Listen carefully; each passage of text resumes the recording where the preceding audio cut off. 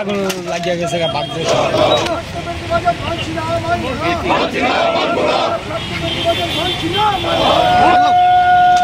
ফুটতে ফুটতে সামনে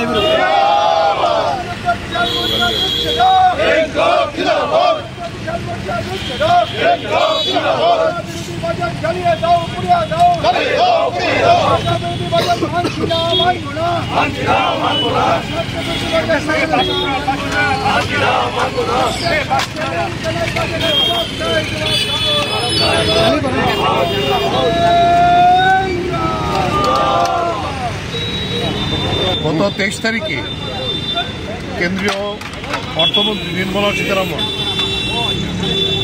এই যে সরকারের যে বাজেট পেশ করেছেন, আমরা সেই দিনই তার বিরোধিতা করেছি। এই বাজেটে সবচেয়ে বড় যে ধাক্কা দিয়েছে, আঘাত দিয়েছে, সেইটা হয়েছে আমাদের যে লিখিতভাবে আমাদের কাছে গ্যারান্টি দিয়েছিল 2021 সালে কেন্দ্রীয় তৎকালীন যে কৃষিমন্ত্রী, তার সচিব লিখিত দিয়েছিল আমাদের সঙ্গে বসে, ফসলের ন্যায্য দাম দেওয়ার যে এমএসপি, তার আইনে গ্যারান্টি আমাদের বাজেটে থাকবে এবং তার জন্য আইন প্রণয়ন করবে। কিন্তু এই বাজেটে সেইখানে কোনো আইনি গ্যারান্টি নেই।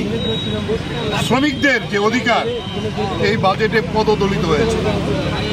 এই প্রশ্নেই আমরা বলবো যে আমাদের সংযুক্ত কিষাণ মোর্চা সিদ্ধান্ত নিয়েছে যে আজকে গোটা দেশে এই বাজেট পুড়িয়ে তার প্রতিবাদ করা হবে।